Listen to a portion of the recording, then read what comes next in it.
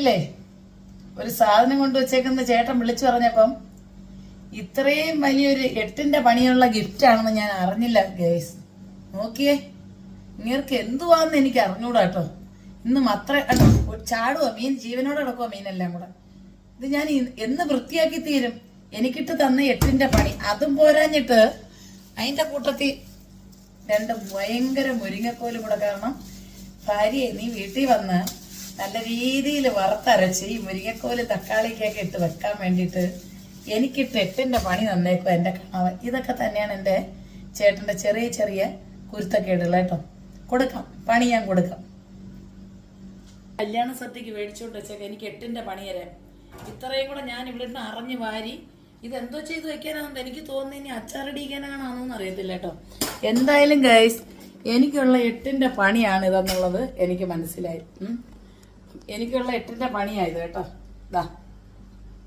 ഇതത്ര അത്ഭുതമായിട്ട് ജോലി സ്ഥലത്ത് വിളിച്ച് പറഞ്ഞതാ, ഫ്രിഡ്ജിൽ നിനക്കൊരു സാധനം കൊണ്ടുവച്ചിട്ടുണ്ട്, അത് കണ്ടിട്ട് എന്നെ വിളിച്ചൊന്നും പറയില്ലേന്ന്. അപ്പൊ നിങ്ങളും കൂടെ ഒന്ന് കാണണ്ടേ.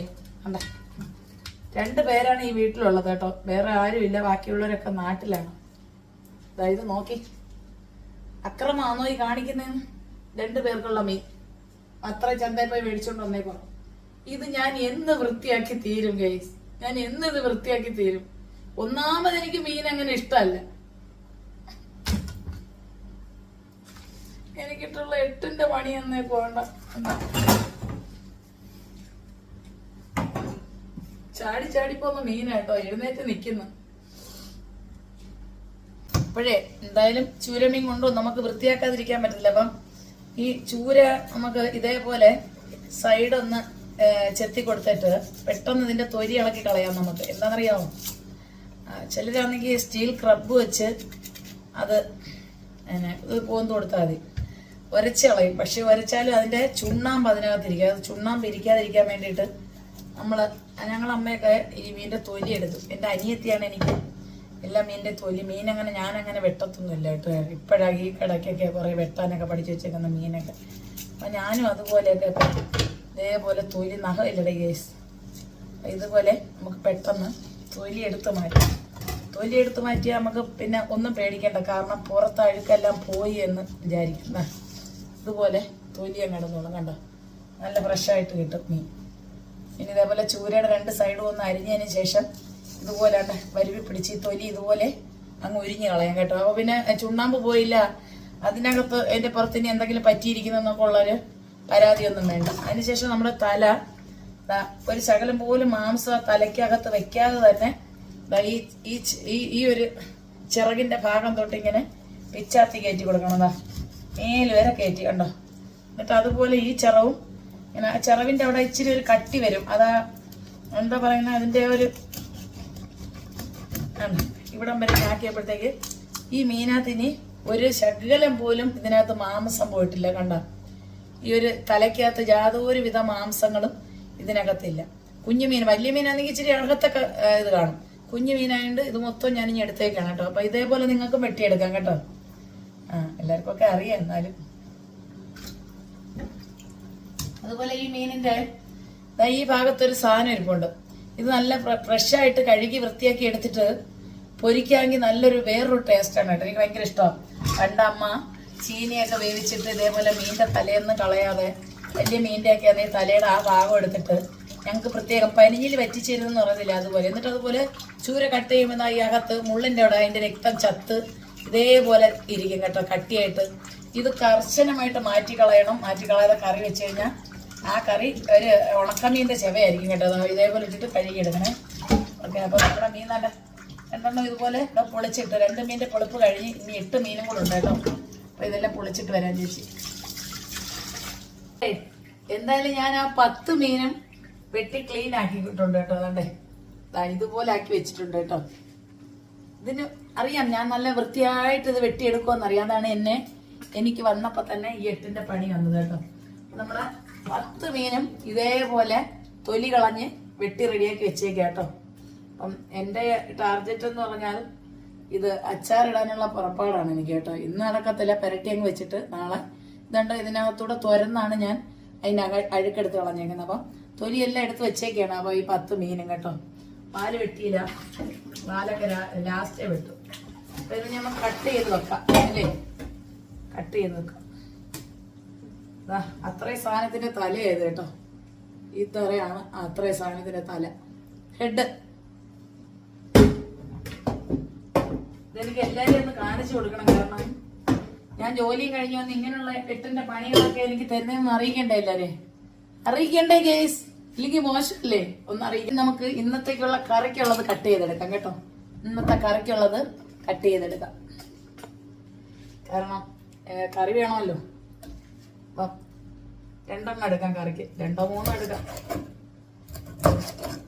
അത് ഞാൻ മുള്ളോടെ കറി വയ്ക്കുന്നത്, മുള്ളിൻ്റെ ഒരു ടേസ്റ്റും കൂടെ വേണം ചൂര നമ്മൾ കറി വയ്ക്കുമ്പോൾ. ഇത് ഞാൻ കറി വയ്ക്കുന്നത് മുളകും മല്ലിയും വറുത്തതിന് ശേഷം തേങ്ങ ഇട്ട് ഉള്ളി കൊച്ചുള്ളിയൊക്കെ കൂടെ ചേർത്ത് നല്ല രീതിയിൽ മുരിങ്ങക്കയും തക്കാളി പുളിയൊക്കെ ചേർത്താണ് വയ്ക്കുന്നത് കേട്ടോ. അപ്പം കുഞ്ഞു മീനുകളൊക്കെ നമുക്ക് കറി വയ്ക്കാം. കറി വെച്ചിരുന്ന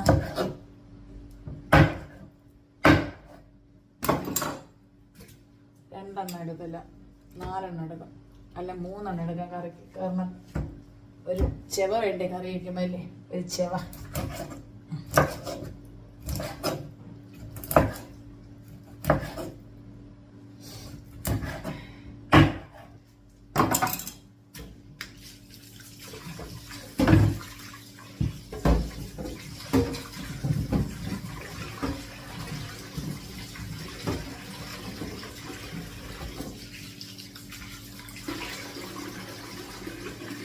അപ്പൊ ഇത്രയും നമ്മള് ഇന്നത്തെ മുരിങ്ങയ്ക്കൊക്കെ ആയിട്ടുള്ള കറിക്ക് മാറ്റിയാണ് കേട്ടോ.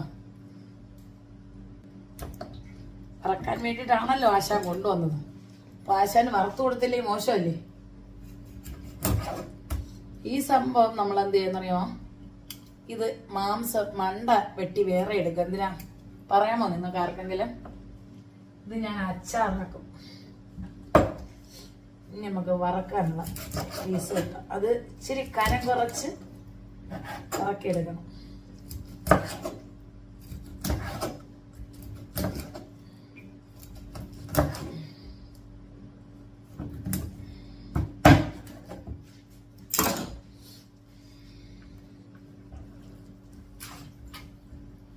അതൊക്കെ വറക്കാം. ഇതിലുണ്ട് നമ്മൾ വറക്കാനുള്ളത് മാറ്റി വെച്ചിട്ടുണ്ട് കേട്ടോ.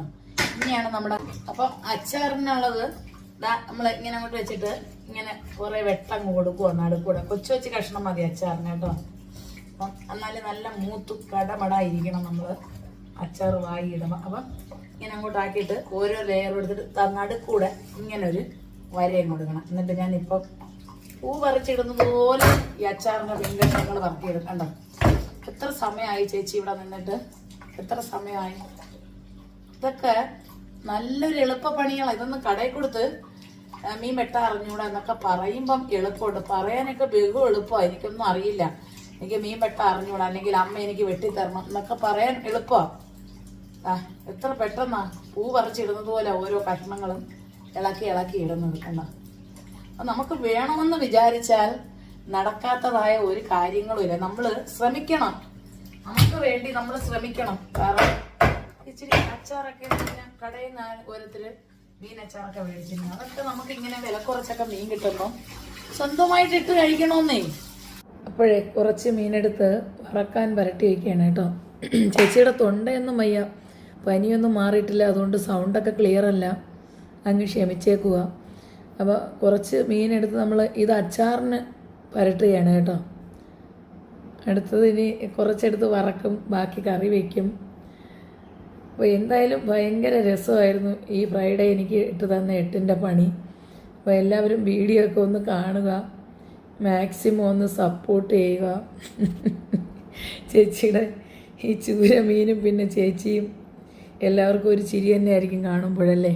അതെ, ഞാൻ ഒരിക്കലും പ്രതീക്ഷിച്ചില്ല ഇത്രയൊരു എട്ടിൻ്റെ പണിയായിരിക്കും എനിക്ക് ഫ്രൈഡേക്ക് ചേട്ടൻ കരുതി വച്ചിരിക്കുന്നത് കേട്ടോ.